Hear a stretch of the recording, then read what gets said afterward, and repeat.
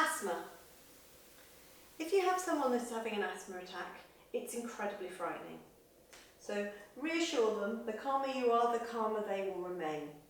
If they start getting stressed, their airways will become tighter and it will become harder for them to breathe.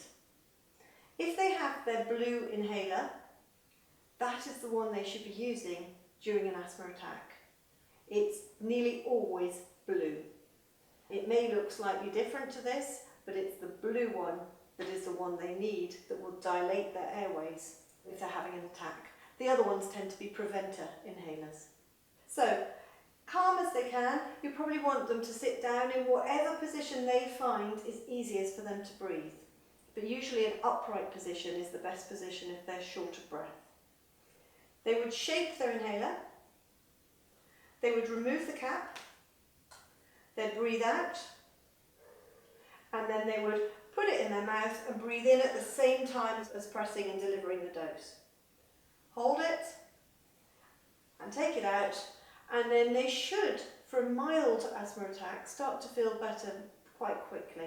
They may need a couple of doses.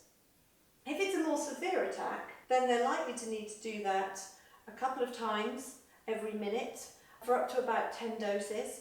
And if they are getting worse or they're not getting better, you should phone an ambulance.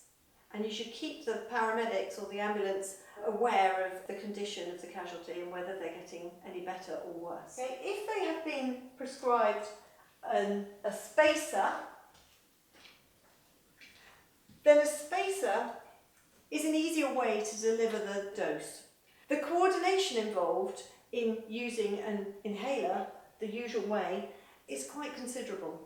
What they need to do is push and breathe in at the same time, and if they're fighting for breath, that's incredibly difficult. And also the cold spray on the back of the throat can make them cough.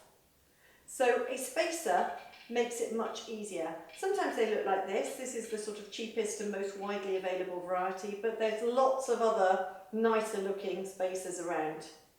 So what they would do then is pop the inhaler in here. They would deliver a couple of doses, and then they would literally just breathe in and out through the spacer and get the dose that way with no additional coordination involved. And that's been shown to be a far more effective way of delivering the dose. So if they've been prescribed a spacer, then they should be using their inhaler during an attack with the spacer if that's possible.